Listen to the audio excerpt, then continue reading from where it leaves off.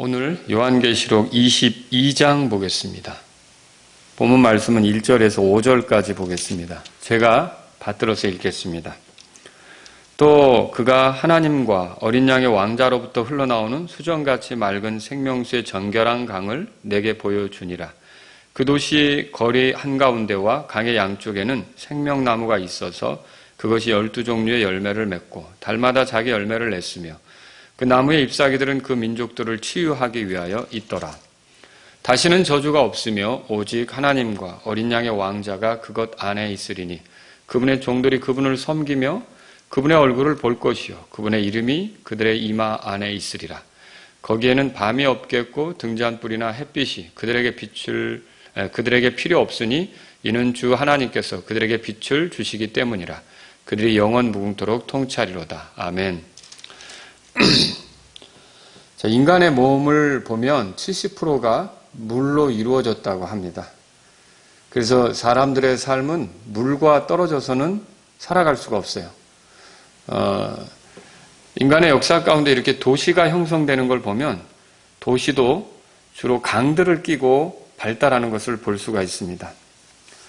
성경 기록에서는요, 이 강, 이것을 기쁨, 번영, 풍요의 상징으로 이렇게 사용합니다. 예를 들어서 이제 시편 1편에 보면 복 있는 사람에 대해서 말할 때 있잖아요. 그때 복 있는 사람을 뭘로 표현했냐면 물 있는 강가에 심기운 나무 이렇게 표현했어요. 그렇다면 그때 강이라고 하는 것은 풍요와 번영을 상징하는 것이다. 그렇게 말할 수 있는 거죠. 그래서 하나님께서는 또 에덴 동산을 만드실 때에도 처음에 이제 4개의 강이 에덴 동산과 관계가 있도록 그렇게 함께 있도록 그렇게 만드셨어요. 그리고 또 마지막 때 이제 성도들이 영원히 거하게 될 새 예루살렘이라는 도시도 역시 그 하나의 강이 그곳을 이렇게 흐르게끔 그렇게 만드셨습니다.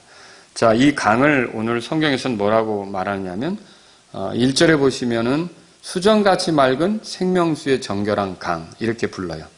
자, 오늘 제가 생명수의 정결한 강이 흐르는 새 예루살렘에 살아가는 사람들의 모습 이것에 대해서 여러분에게 말씀을 드리려고 해요. 이것을 뭐 여러 개로 말할 수가 있겠지만 오늘 저는 여러분에게 이제 3가지 정도로 이 본문에 의지해서 여러분에게 말씀을 드리려고 해요. 자, 그럼 이 새 예루살렘에서 살게 되는 그런 사람들, 이들은 도대체 어떤 모습일까? 첫 번째로 여러분에게 말씀드리고 싶은 것은 건강하다는 거예요. 우리는 거기서 건강하게 살 겁니다. 자, 생명수의 정결한 강은 어디서부터 시작됩니까? 1절에 보세요. 또 그가 하나님과 어린 양의 왕자로부터 흘러나오는 수정같이 맑은 생명수의 정결한 강을 내게 보여주니라 그랬어요. 자, 여기에 하나님의 왕자가 있고요. 어린 양의 왕자가 있어요. 그 요한계시록 3장 21절에 보면 예수님은 아버지와 함께 그분의 왕자에 앉게 된다고 말씀하셨어요. 그래서 이게 이제 어린 양의 왕자가 되죠. 통치자의 자리입니다. 그런데 제가 여러분에게 드리고 싶은 말씀은 뭐냐면 이거예요. 어린 양이신 그리스도께서 우리를 위해 죽으시고 부활하신 뒤에 지금은 무엇으로 계시느냐? 변호자로 계십니다. 변호자. 요한일서 2장에 보시면 1절에 나의 어린 자녀들아 내가 이것들을 너에게 쓰는 것은 너희가 죄를 짓지 아니하게 하려 함이라. 하나님의 뜻은 우리가 죄 짓지 않는 겁니다. 그런데 만일 누가 죄를 지어도 하나님의 뜻이 그렇지만 우리가 육신이 있고 또 죄의 속임수가 있고 그리고 우리가 성령을 따르지 못할 때가 있기 때문에 죄를 지을 수도 있습니다. 그래서는 안 되는데 그때는 어떻게 하도록 우리에게 지침을 주느냐. 우리에게 아버지와 함께 계신 변호자가 계시니 곧 의로우신 분 예수 그리스도시라. 그분은 우리의 죄들로 인한 화해 헌물이시니 우리의 죄들뿐 아니요 온 세상의 죄들로 인한 화해 헌물이시니라. 그래서 이 우리의 변호자 화해 헌물이 되셨던 예수 그리스도가 계시다는 걸 소개하죠. 그런데 지금 이 요한계시록 22장에 보면요. 예수 그리스도는 더 이상 변호자로 계시지 않습니다. 무엇으로 계십니까? 이거 왕자에 계시는 거예요. 예수 그리스도는 어린 양의 왕자에 계시는 거죠. 왜냐하면 그 형제들을 고소하던 자, 누구죠? 사탄이죠. 이 사탄이 이미 영원한 불의 호수에 던져져 버렸어요.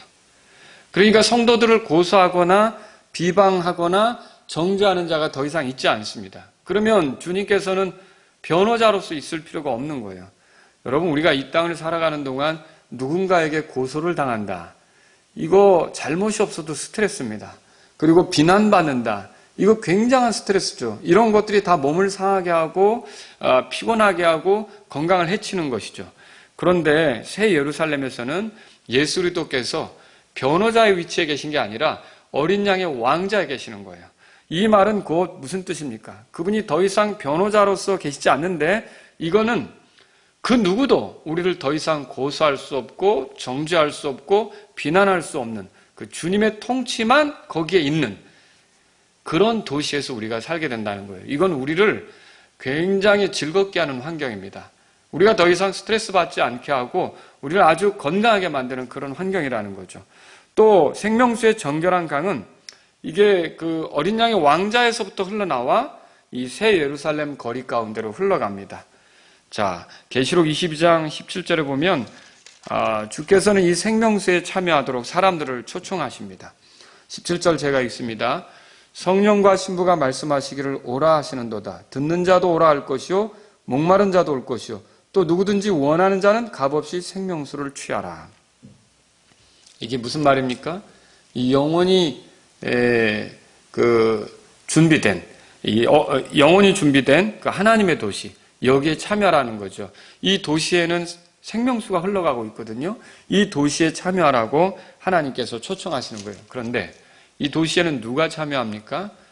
다른 자들이 아니라 계시록 22장 27절에 보면 어린 양의 생명책에 기록된 자들만 들어간다. 그렇게 끝에 써 있어요. 그러니까 이 책은 어린 양의 생명책에 이 도시는 어린 양의 생명책에 기록된 자들만 들어가고 어린 양의 생명책에 기록된다는 건 뭘 얘기합니까?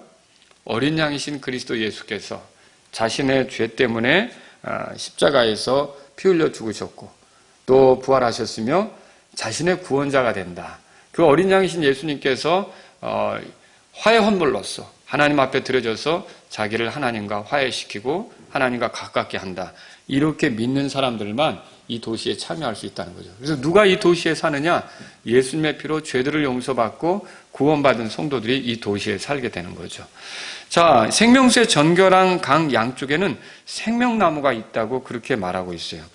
2절에 한번 보겠습니다. 2절에 그 도시의 거리 한가운데와 강의 양쪽에는 생명나무가 있어서 그것이 12종류의 열매를 맺고 달마다 자기 열매를 냈으며 그 나무의 잎사귀들은 그 민족들을 치유하기 위하여 있더라 그랬어요. 아담이 범죄한 이후로 사람들은 생명나무에 접근할 수 없게 됐습니다. 그러나 지금 우리가 읽는 이 새 예루살렘에서는 이 생명나무에 접근하는 것이 가능합니다. 그분의 명령들을 존중해온 천연왕국 시대의 성도들, 그들에게 이 생명나무가 먹을 것으로 주어지는데 우리 한번 성경을 보죠. 계시록 22장 14절입니다. 그분의 명령들을 행하는 자들은 복이 있나니 이것은 그들이 생명나무에 이르는 권리를 소유하게 하며 그 문들을 지나 그 도시로 들어가게 하려 함이로다. 그렇게 말하고 있어요. 그래서 천연왕국 때 주님을 존중하고 살았던 사람들이 이 생명나무에 참여하게 되는 것을 우리가 성경을 통해 보게 됩니다. 이제 놀랍고 신기한 건 뭐냐? 생명나무가 달마다 다른 종류의 열매를 내놓습니다. 말하자면 1월 달에는 사과, 2월 달에는 포도, 3월 달에는 배 제가 지금 사과나 배, 포도가 열린다는 게 아니라 그렇게 다양한 종류의 우리가 알 수 없는 그런 다양한 종류의 열매들이 달마다 이렇게 맺히게 된다는 거죠. 그리고 2절에 보니까 이 생명나무는요, 그 잎사귀들이 있어요. 근데 이 잎사귀들이 민족들을 치유하기 위해 있다. 그렇게 말하고 있습니다. 자, 우리가 여기서 잠깐 에스겔서 47장을 보겠습니다. 에스겔서 47장을 보면 여기도 성전이 하나 등장하는데 이때 성전은 새 예루살렘에는 성전이 없죠. 근데 이때는 성전이 있어요. 에스겔서 47장에 이때 성전은 이게 이제 하나의 집인데 이 집이 뭘 말하는 거냐면 천년왕국 때 있게 될 성전을 말하는 거예요. 근데 1절에 보면 그 집의 문에 그 집의 문지방 밑에서부터 물들이 나와 동쪽으로 흐른다. 그렇게 되어 있어요.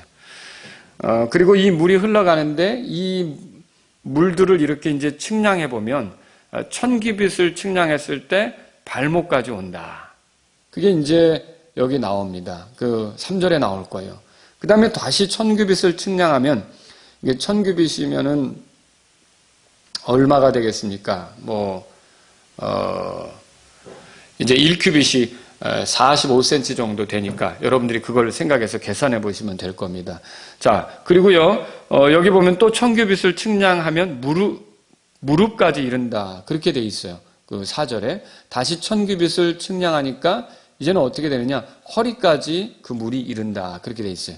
그 다음에 5절에 보니까 1000규빗을 측량했을 때 이제는 그 물이 너무 많아서 헤엄칠 물이 됐고 건너지 못할 강이 됐다. 그렇게 돼 있어요.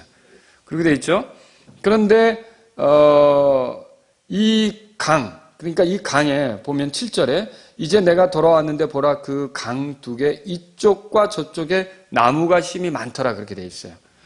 여기에 그 강을 따라 이렇게 나무들이 쭉 있는 거예요. 그런데 이 강을 따라 있는 나무들이 어떤 나무들인가? 또 이 물들은 어떤 역할을 하는가? 8절에 보세요. 그때 그가 내게 이르되 이 물들이 동쪽 지역을 향해 흘러나와 사막으로 내려가서 바다로 가리니 새하늘과 새 땅에는 바다가 있어요? 없어요? 바다가 없죠. 그러니까 이게 새하늘과 새 땅의 얘기가 아니고 천년왕국 시절의 얘기란 말이죠. 바다로 들어가리니 그것들이 바다로 들어갈 때 그 물들이 치유되리라. 그래서 그 물들이 들어가면서 바다가 치유되는 것을 우리가 볼 수 있어요. 그리고 여기 또 이 나무들이 어떻게 되느냐 12절에 보세요. 또 그 강가의 뚝 위에는 이쪽과 저쪽에 먹을 것을 맺는 모든 나무가 자라되 그것들의 잎사귀가 시들지 아니하며 열매가 없어지지 아니하리라. 그러니까 천년왕국 때 예루살렘 성전에서 이렇게 흘러나오는 물이 강을 이루게 되는데요. 그 양쪽에 이렇게 나무들이 있단 말이에요. 근데 그 나무들에서 열매 맺는 일이 있고 이 열매는 사람들이 먹을 게 되고요. 또 그것들이 잎사귀가 있는데 그게 이제 시들지 않는다는 거예요. 그거 계속 읽어볼게요. 그것이 자기의 달들에 따라 새 열매를 맺으리니 그 말은 뭐예요? 1년 12달 열매가 나오는 거예요. 이런 나무가 있는 거죠. 이는 그것들이 자기들의 물들을 성소에서 내었기 때문이라. 그러니까 성소에서부터 나온 그 물을 그들이 흡수해서 나무를 이루게 되는 건데 그 나무가 자라는 건데 여기에서 이제 그 열매가 계속 이렇게 맺히게 된다는 거죠. 그리고 그것들의 열매는 먹을 것이 되며 잎사귀는 뭐가 된다고 됐어요? 약이 된다. 그렇게 됐어요. 그래서 여러분 이거를 우리가 볼 때 그 천년왕국은 환란을 통과하고 육체를 가지고 들어가는 사람들이 산단 말이에요. 근데 그들이 늙지를 않아요. 그들이 병들지 않아요. 그게 무엇 때문입니까? 바로 잎사귀 때문에 그래요. 그리고 천년왕국 때 태어나는 아이들이 있잖아요. 이 아이들이 늙지를 않아요. 건강하게 살아요. 이게 무엇 때문입니까? 바로 이 성전에서부터 흘러나오는 이 강 양쪽에 있는 나무들에서 얻게 된 잎사귀들 때문에 그렇게 된다는 거죠. 그래서 이들이 건강하게 이 천년왕국 시절을 보내게 되는 거예요. 그런데 이제 천년왕국 끝에 사탄이 풀려나면 반역자들은 제거될 것이고요. 계속 주님의 명령을 존중하면서 살았던 자들은 어떻게 될까요? 이들은 이제 새 예루살렘에 들어가게 되는 거예요. 그러면 이들은 그때는 육체를 가지고 있거든요. 그러면 그들이 육체를 가지고 있는데 어떻게 그 생명을 유지하느냐는 거예요. 그들이. 자, 천년왕국 때는 그 강가 양쪽에 있는 나무에서 나는 것을 먹었는데 모든 것이 새롭게 돼버렸잖아요. 그러면 그들이 영원히 죽지 않고 건강하게 살아갈 수 있도록 뭐가 있느냐? 생명나무가 있는 거예요. 그래서 오늘 본문의 요한계시록 22장으로 돌아와 보세요. 거기 보면은 2절에 생명나무가 소개되고 있어요. 그 도시의 거리 한가운데와 강의 양쪽에는 생명나무가 있어서 그것이 12종류의 열매를 맺고 달마다 자기 열매를 냈으며 그 나무의 잎사귀들은 그 민족들을 치유하기 위하여 있더라. 그래서 이 육체를 가지고 영원한 그런 그 새 예루살렘에 들어가게 되는 사람들이 바로 그 민족들이 이 그 생명나무 잎사귀들을 통해 죽지 않고 병들지 않고 건강을 유지하면서 이렇게 가게 된단 말이죠. 여기 치유한다라는 단어 2절 끝에 나오죠. 그 민족들을 치유하기 위하여 있더라 할 때 이 치유한다라는 단어는 완전한 건강을 준다 그런 의미예요. 자, 그러면 새 예루살렘에는 어떤 부류가 있는 거죠? 부활해서 들어간 사람들이 있죠. 저희들은 부활해서 들어갈 거 아닙니까? 그럼 저희들은 병들지도 않을 거고 죽지도 않을 거고 우리는 거기서 건강하게 사는 거예요. 그리고 또 환난을 통과하고 천년왕국에 들어간 사람들이나 또 거기서 태어난 사람들은 육체를 가지고 들어가는 거예요. 근데 그들은 어떻게 됩니까? 그들도 병들지 않고 아주 건강한 상태에서 영혼을 보내게 돼요. 무엇 때문에요? 이 생명나무 잎사귀 때문에 그렇게 되는 거죠. 그것이 약이 된다. 그렇게 돼 있어요. 또 이 열매를 먹고 생명을 누리게 되는 그런 이제 일들이 벌어지게 되는 거죠. 여러분, 우리가 이것을 볼 때 바로 새 예루살렘에서는 모두가 건강하게 산다는 것을 알 수 있어요. 자, 이 생명수의 정결한 강은 수정같이 맑다고 그랬어요. 그것은 이끼가 끼거나 녹조가 끼거나 오염이 된 탁한 하천들과는 다릅니다. 아주 맑아서 수정 같습니다. 그래서 그것은 말 그대로 정결한 강인데 더럽혀지지 않은 깨끗한 강입니다. 거기에서 건강과 생명이 나오는 거죠. 기억하십시오. 그래서 새 예루살렘에서 사는 사람들은 모두가 다 건강합니다. 부활한 자들은 말할 것도 없고 심지어 천년왕국 시대를 겪고서 육체를 가지고 들어간 민족들도 역시 다 건강해요. 여러분 생각해 보세요. 아무리 오래 살아도 아프면서 고통 가운데 여기저기 쑤시고 맨날 병원을 들락거리고 또 그 약을 먹으면서 오래 살아야 된다면 그 통증을 느끼면서 오래 살아야 된다면 그걸 복되다 할 수 있겠습니까? 그건 정말 얼마나 비참한 일이 되겠습니까? 그런데 이 새 예루살렘에는 그런 것이 없는 거예요.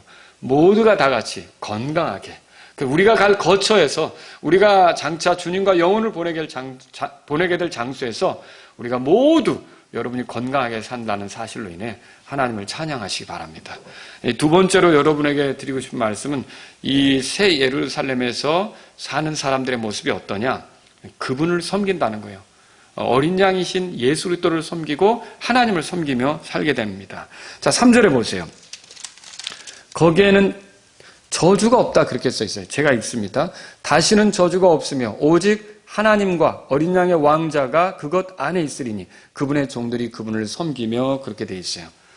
자, 인간은 범죄로 인해 타락하게 됐고요. 그 타락으로 인해 사람도 저주를 받았고 땅도 지금은 저주를 받았습니다. 그러나 예수님을 구원자로 모신 사람들, 그분을 주님으로 모신 사람들에게는 이 저주가 없습니다. 왜 그렇습니까? 예수님께서 갈보리 십자가에서 고통당하실 때 우리가 당할 저주를 대신 당하였기 때문에 그렇다는 거죠. 그래서 예수님을 믿는 사람들은 이 저주가 아니라 복을 누리면서 하늘에 속한 복을 누리면서 살게 되는 거죠. 신명기 11장 26절에 보면 보라 내가 이날 복과 저주를 너희 앞에 두었나니 그랬어요. 그래서 만일 저주가 다시 없다면 우리에게 있는 것은 무엇일까요? 새 예루살렘에서는 복만 있겠죠. 이 복만 넘치는 곳이 됩니다. 이 새 예루살렘에서는요, 하나님과 어린 양의 왕자가 있어요. 그 저주는 없지만 왕자가 있어요. 이 왕자는 새 예루살렘이 사람들에 의해서 다스려지는 도시가 아니라는 걸 보여줘요. 하나님에 의해서 다스려지는 도시라는 것, 어린 양이신 그리스도에 의해서 다스려지는 도시라는 걸 보여주죠. 거기에는 불만이 없습니다. 거기에는 저주가 없습니다. 거기에는 부족함이 없습니다. 거기는 전쟁이 없습니다. 거기는 질병도 없습니다. 지금 우리가 역병 때문에 상당히 긴장하고 아주 불편한 날들을 보내잖아요. 이런 게 없단 말이에요. 거기는 재해가 없습니다. 하나님께서 친히 의로 다스리는 곳이 새 예루살렘이 되는 겁니다. 자, 이 땅에는요, 누가 정권을 잡든지 항상 부패하게끔 되어 있고 문제가 생기게끔 되어 있어요. 정의를 부르짖는 사람들도 정의가 없는 거예요. 또 어때요? 적폐를 청산하겠다는 사람들도 스스로 적폐를 쌓는 일이 생길 수 있다는 거죠. 그들의 부패가 드러날까 봐 노심초사하고요. 정적들에게 공격당할까봐 더 세게 나가는 일이 있고요. 그런데요, 새 예루살렘은 그럴 필요가 없어요. 왜 그렇죠? 완전히 의로운 통치가 있기 때문에 그렇죠. 거기는 하나님의 통치를 반대할 어떤 정적도 없습니다. 자, 이제 왕자에 앉으신 하나님과 어린 양만 거기 계시는 거예요. 그러면 그분이 왕자에 계시고 그분의 성도들은 뭐 하냐? 바로 그 왕이신 그 어린 양을 섬기게 되는 거예요. 그래서 이 새 예루살렘에는 그분의 종들이 섬기는 일이 있다는 것을 알 필요가 있어요. 그분의 종들이라는 표현에 여러분이 주목하시면 좋겠어요. 3절에 그렇게 써 있죠. 그분의 종들은 누굽니까? 성도들이죠. 이 성도들은 하나님의 아들들이면서 종들이에요.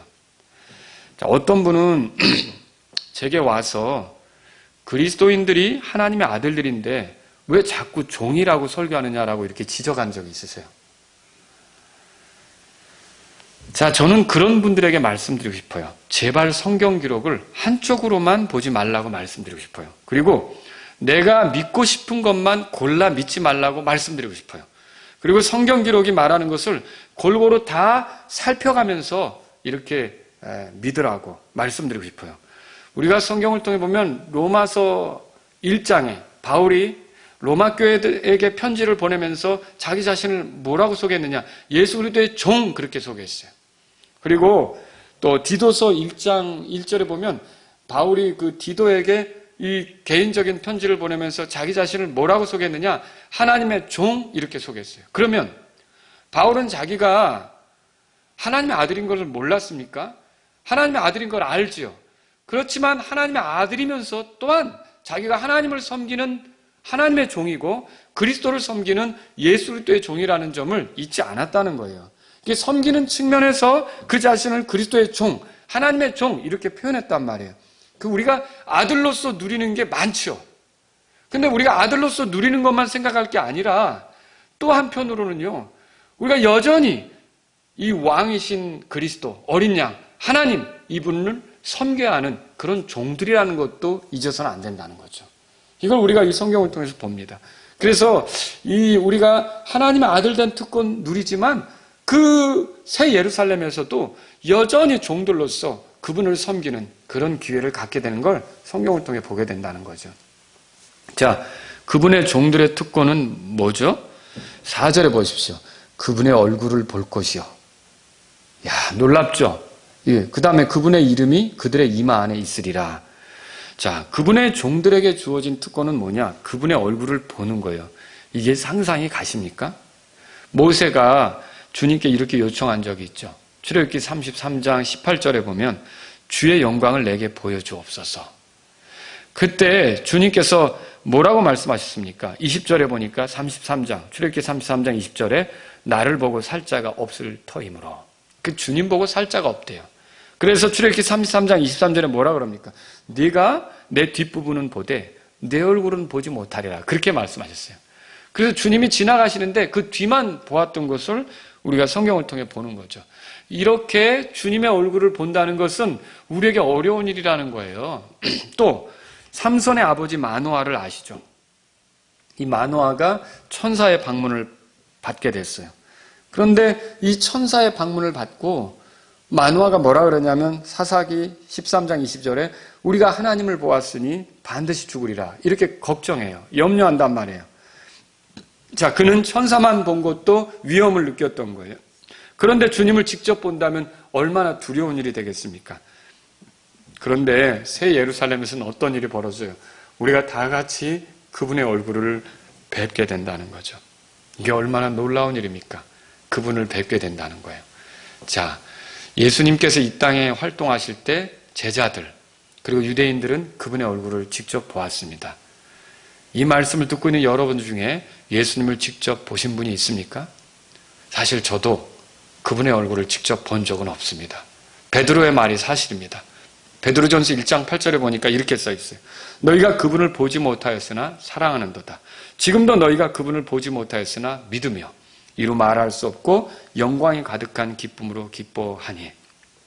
네, 저는 주님을 본 적이 없지만 주님을 사랑하고 있습니다. 아마 이 말씀을 듣는 여러분들도 주님을 본 적이 없지만 주님을 사랑하고 있을 것입니다.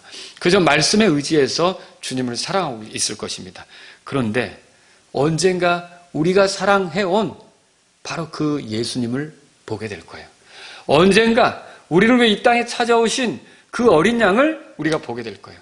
그리고 우리가 언젠가 우리를 위해 십자가에서 죽으시고 부활하셨던 그 어린 양을 직접 대면하게 될 거예요. 또 하나님을 우리가 거기서 뵙게 될 거죠. 얼마나 놀라운 일들이 되겠습니까?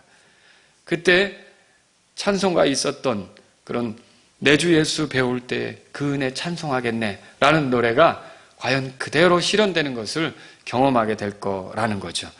여러분, 오늘 우리가 온라인으로 이렇게 경배드리는데 어떻습니까? 최첨단 기기와 와이파이를 사용해서 멀리 떨어져 있지만 여러분이 설교를 듣는 것으로 인해 이제 이런 시설들을 누리며 산다는 것으로 감사할 수도 있습니다. 근데 뭔가 좀 아쉬움이 있지 않습니까? 뭐가 아쉽습니까? 우리가 이렇게 같이 지체들이 서로 얼굴을 대하면서 경배를 드릴 때 서로 격려가 되고 힘이 나는 건데 그렇지 못하다 보니까 우리에게 좀 아쉬움이 있다는 거예요. 이것과 마찬가지로 우리가 주님과 교제를 하지만 거기에는 늘 어떤 그 완전치 못함이 있어요. 한계가 있다는 거예요. 우리가 주님을 구하고 주님께 기도하고 주님의 말씀을 찾고 그렇게 주님과 교제하지만 주님을 뵌 적이 없기 때문에 주님 앞에 있지 않기 때문에 우리가 주님을 만난 적이 없기 때문에 여러 가지 그 아쉬운 점이 있어요. 뭐예요? 주님의 뜻을 자주 잊기도 해요. 안 그렇습니까? 그리고 또 육신적으로 가기도 해요. 그리고 주님을 섬기는데 문제를 일으켜요. 주님을 섬기는데 온전하지 못한 그 섬김을 드러낼 때가 있는 거예요. 우리의 섬김의 동기가 잘못될 때도 있고요. 게으름을 피울 때도 있고요. 이기적인 태도로 섬길 때도 있고요. 이런 게 우리에게 나타나는 거예요. 근데 여러분, 우리가 서로 얼굴을 보면서 섬길 때 기쁨이 있는 것처럼 마침내 주님을 뵐 때는 어떻게 섬길까요? 그런 게 나올까요? 아니요. 천만에요. 정말로 기쁨과 황홀함에 젖어서 아주 즐겁게 주님을 섬기는 그런 것이 우리에게 이루어지게 될 거라는 거죠. 그래서 이 새 예루살렘에서는 정말 큰 기쁨을 가지고 주님을 섬기는 일들이 주님의 종들에게 있다는 것을 믿으시기 바랍니다. 성경에 보면 세바의 여왕이라는 사람이 등장하는데 솔로몬의 명성을 듣고 먼 거리를 찾아왔어요. 그리고 솔로몬의 이것저것을 다 지켜보고 묻기도 하고 대답을 듣기도 하고 결과적으로 이 세바의 여왕이 뭐라 그랬냐면 내가 와서 내 눈으로 그것을 볼 때까지 그 말들을 믿지 아니하였도다. 보라, 그들이 절반도 내게 말하지 아니하였으니 당신의 지혜와 번영은 내가 들은 명성보다 뛰어나도다. 열왕기상 10장 7절에 이렇게 말했어요. 이 세바의 여왕처럼 저와 여러분이 주님을 뵙게 될 때 어떨까요? 우리가 주님에 대해서 들었던 것은 참 부족한 게 많았습니다. 우리가 직접 와서 보니까 참으로 주님은 대단하십니다. 우리가 직접 주님을 뵈니까 참으로 주님은 놀랍습니다. 이렇게 하게 될 날이 우리에게 있게 될 거라는 거죠. 여러분, 우리들은 주님을 뵐 때가 있습니다. 이 주님의 종들은 어떻게 섬깁니까? 주님께서 맡기신 것을 하게 될 거예요. 조금 이따 더 설명하겠습니다. 주님의 종들의 이마에 뭐가 있다고 여기 성경에 말하죠? 그분의 이름이 있다고 그랬어요. 이 어린 양의 생명책에 그 이름이 기록된 사람들, 그러니까 구원받은 사람들, 구속받아서 주님의 소유가 된 사람들이 여기 새 예루살렘에 있게 될 텐데 그들의 이마에 그분의 이름이 기록되어 있다고 돼 있어요. 이건 뭘 얘기하죠? 여러분, 우리가 서로의 믿음에 대해서 확인할 수 있는 것은 간증을 듣는 거예요. 우리가 그래서 저 사람이 나하고 동일한 믿음을 가지고 있는가 구원 간증을 듣잖아요. 근데 그 구원 간증을 들을 때 어떤 사람의 간증은 기가 막혀요. 정말 은혜가 되고요. 야, 진짜 믿음을 가진 게 맞구나. 나랑 동일한 신앙생활하는 게 맞구나. 이런 생각이 들고 또 그래서 그런 사람을 만난 것에 대해서 기쁨이 생기기도 하죠. 근데 어떤 사람은 구원 간증을 들었는데 분명히 자기 자신이 그리스도인이라고 얘기는 하지만 뭔가 좀 부족하게 느껴져요. 그리고 그 사람의 태도에 따라서 행동에 따라서 진짜 구원받은 게 맞는가 의심이 들기도 해요. 근데 여러분, 이게 교회 안에서 지체들의 구원을 의심하는 게 좋은 건 아닙니다. 왜 좋지 않죠? 이런 의심이 교회의 성도들 간의 불신을 조장하고 이렇게 굳게 연합되는 것을 막기 때문에 그렇죠. 그런데요, 이 새 예루살렘에는 그렇게 의심하는 게 필요가 없어요. 의심할 필요가 없어요. 왜냐하면 이 그 모든 거기에 들어간 사람들의 이마에 그분의 이름이 기록되어 있어요.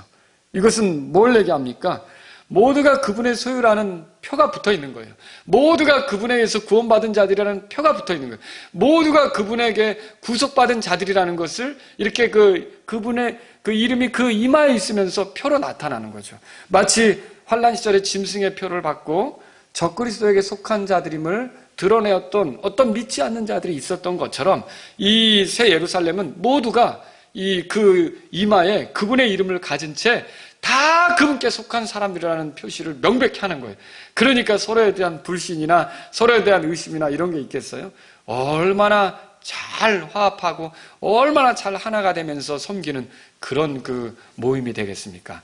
엄청난 그런 연합, 그리고 기쁘게 섬기는 일, 이것이 새 예루살렘에서 그리스도인들, 구원받은 성도들, 하나님의 백성들에게 있는 모습이라는 걸 우리가 알아야겠습니다. 세 번째로 여러분에게 드리고 싶은 말씀은 이겁니다. 거기서 우리는 그분과 함께 통치하게 된다는 거죠. 자, 거기에는 밤이 없다고 돼 있어요. 5절에 보세요. 거기에는 밤이 없겠고 등잔불이나 햇빛이 그들에게 필요 없으니 이는 주 하나님께서 그들에게 빛을 주시기 때문이라. 그들이 영원 무궁토록 통치하리로다 그랬어요. 하나님께서 직접 빛을 비추시기 때문에 밤이 없는 거죠. 그런데 새 예루살렘에는요, 통치하는 자들이 있어요. 영원 무궁토록 통치하는 자들. 그들이 누구냐면 성도들이에요. 그러니까 이 성도들은 아까 앞에서 3절에서는 섬기는 자들로 표현됐는데 여기서는 통치하는 자들로 표현되고 있어요. 그러면 우리가 알아야 될 게 있어요. 예수님의 통치는, 예수님이 이 땅으로 오실 때 왕들의 왕, 주들의 주로 오시잖아요. 그리고 온 세상을 다스리잖아요. 그런데 이게 1000년간 지속되거든요. 근데 1000년이 끝나고 나면 예수님의 통치는 회수되느냐? 예수님의 통치는 끝나느냐? 그렇지 않다는 거죠. 1000년이 끝나고 나서도 새하늘과 새 땅에서, 새 예루살렘에서 주님의 통치는 영원히 가는 거예요. 그렇다면 뭘 생각할 수 있느냐? 그 주님의 통치가 영원히 가면 주님과 함께 통치했던 자들도 영원히 계속 통치하게 되는 걸 우리는 알 수 있다라고 하는 것이죠. 그래서 계시록 21장에 넘어가세요. 여기 24절을 보면 그리스도의 심판석에서 보상을 받고 땅의 왕들로서 통치하던 자들이 자신의 영광을 가지고 새 예루살렘으로 들어가는 것을 성경을 통해 볼 수 있어요. 24절에 보면요. 21장 24절 구원받은 자들의 민족들이 그 도시의 빛 가운데서 다니겠고, 그러니까 천년왕국 때 구원받은 사람들이 거기 들어가 사는 거죠. 그 다음에 땅의 왕들이 자기들의 영광과 존귀를 가지고 그곳으로 들어가리라. 그러면 천년왕국 때 통치했던 왕들이, 이게 지금 우리가 일본 왕이나 엘리자베스 여왕을 얘기하는 게 아니라 천년왕국 때 주님으로부터 통치하도록 그렇게 이제 세워진 왕들인데 이 왕들이 새 예루살렘에 자기의 영광을 가지고 들어간다. 성경에 그렇게 써 있단 말이죠. 그래서 그리스도의 심판석에서 우리가 얻게 된 영광 있잖아요. 이것을 그대로 가지고 새 예루살렘에 들어간다는 걸 알 수 있어요. 그러니까 그리스도의 심판석에서 얻었던 보상이 천년왕국 끝나면 반환이 되거나 반납을 해야 되거나 회수되는 게 아니란 말이죠. 오히려 새 예루살렘에서 이제 영원 무궁토록 다스리게 되는 것, 통치하게 된다는 걸 성경을 통해 보는 거죠. 이건 오늘날 저와 여러분들에게 굉장한 그 기회가 되는 겁니다. 오늘날 교회는요, 이렇게 영원히 통치할 통치자들을 모으는 그런 모임과 같은 거예요. 사관학교와 같은 거죠. 우리가 군대 들어갈 때 병사로 가는 게 있고, 사관학교를 나와서 장교로 들어가는 게 있는데, 이 교회는 말하자면 장교 훈련소와 같은 거죠. 그러니까 그 땅에서 통치할 자들을 길러내는 것과 같다는 거죠. 그래서 천년왕국 시대에 우리가 통치할 수 있는 기회를 가져보는 거예요. 근데 이게 환란 시절에 순교당한 사람들에게도 그 기회가 오거든요. 그러면 여기서 우리가 생각해 볼 게 이거예요. 그게 뭐냐면요. 천년왕국 때 순교할 일이 있을까? 천년왕국 때는 순교할 일이 없습니다. 왜냐하면 그때 통치하는 누구냐면 예수 그리스도예요. 오히려 예수 그리스도에게 저항하고 뭔가 일을 꾸미면 살아남지를 못해요.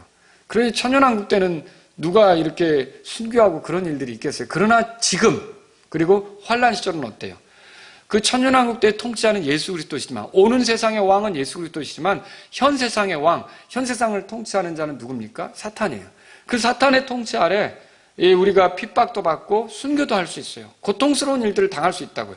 그러면 주님께서는 바로 지금 이 시절에 고통당하는 성도들, 환난 시절에 순교하는 성도들에게 보상으로 보답해 주시면서 그들이 통치할 수 있도록, 주와 함께 다스릴 수 있도록 기회를 주신단 말이죠. 그래서 저와 여러분들은 사실 엄청난 기회를 얻은 거나 마찬가지다라고 하는 거예요. 그래서 저는 기회를 잃어버리지 않도록 여러분에게 권면드리는 거예요.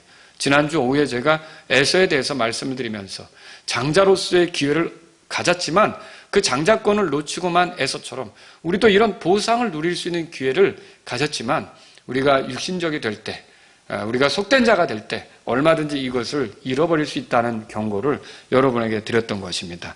분명히 이 기회를 잘 선용한 사람은 영원 무궁토록 주와 함께 이제 통치하고 주와 함께 다스리는 일들이 있게 될 거예요. 그래서 구원받지 못한 사람은 구원받는 일이 시급한 거고요. 구원받은 사람은 이제 주와 함께 다스리는 그런 기회를 누리도록 그리스도의 심판석에 섰을 때 부끄럽지 않도록 주님을 신실하게 섬기는 것이 필요하다는 거죠. 물론 우리가 어린 양의 아내로서 같이 주님과 함께 통치하는 일반적인 것도 있지만 그리스도의 심판석에서 얻은 대로 이 통치하는 것, 영원 무궁히 간다는 것을 기억하시면 좋겠습니다. 말씀을 정리합니다. 저는 오늘 새 예루살렘에 사는 우리가 어떻게 보낼지 말씀드렸어요. 우리 모두는 건강하게 살아요. 우리가 부활했다면 병들거나 죽는 일은 없잖아요. 그래서 우리는 거기서 건강하게 사는 거예요. 그리고 천년왕국을 통해서 믿게 된 사람들, 천년왕국 때 태어난 사람들, 환란을 통과하고 천년왕국의 민족들로 들어간 사람들, 이런 사람들은요, 육체를 가지고 있단 말이에요. 그런데 그들은 어때요? 생명나무의 생명나무를 열매를 먹고 또 잎사귀를 취해. 그게 잎사귀가 약이 되고 이렇게 하면서 어떻게 해요? 영원히 산다는 거죠. 그래서 우리가 새 예루살렘에서는 모두가 건강하게 살며 또 주님을 섬기며 산다는 것을 알 수 있어요. 주님의 종들로서. 그리고 완전한 섬김이죠. 지금처럼 때때로 이기적이 되거나 게을러지거나 또는 이런 어떤 잘못된 동기로 이렇게 섬기는 일이 없이 완전하게 거룩하게 주님을 섬기는 일이 거기서 가능하게 된 거죠. 또 어때요? 우리는 이제 주와 함께 영원 무궁토록 통치하게 되는 거죠. 이런 일들이 우리에게 있게 되는 거예요. 자, 이래서 저는 여러분에게 세 가지 말씀을 드리고 끝내려고 해요. 하나는 뭐냐면요, 여러분, 지금 많이 아프신 분들, 몸이 불편하신 분들 기운 내시라는 거죠. 우리에게는 완전히 건강하게 영혼을 보낼 날이 기다리고 있어요. 새 예루살렘에서 여러분들이 그렇게 살아갈 거예요. 또 죽음이 온다, 죽게 되는 일이 있다, 그렇게 될지라도 낙심하지 마시라는 거죠. 그것은 잠시 잠자는 것과 같고 부활의 때가 있으며 새 예루살렘에서 온전히 건강하게 영혼을 보내게 될 때가 있다는 것을 여러분 믿으시고 힘을 내시기 바랍니다. 지금 이 육체는 어쩔 수 없어요. 사람 집도 오래되면 허물어지듯이 육체는 그렇게 될 수밖에 없어요. 그렇지만 하나님께서 우리를 새롭게 하시고 부활케 하셔서 우리가 영원히 건강하게 보내는 날이 온다는 것을 믿으시기 바랍니다. 두 번째로요, 하나님의 아들인 우리는 섬기는 자들임을 잊지 말아야 돼요. 그리스도의 종들이라는 사실을 잊어서는 안 되는 거죠. 이 종이란 사실을 잊으면 어떻게 되느냐? 섬김을 받으려고 해요. 사람이 자꾸만 섬김만 받으려고 하는 거죠. 그래서 십자가 사건도 어떤 측면이 있느냐? 아버지에 대한 예수님의 섬김이에요. 우리를 위한 예수님의 섬김이에요. 예수님은 이 땅에 섬김받으러 오지 않고 섬기러 왔다 그랬어요. 우리가 예수님을 믿고 따른다면 우리가 종의 마음을 버려서는 안 되는 거예요.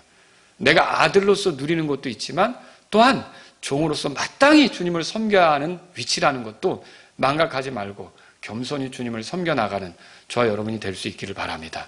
또 세 번째로 드리신 말씀은 영원한 통치를 준비하자는 거죠. 지금이 그런 때예요.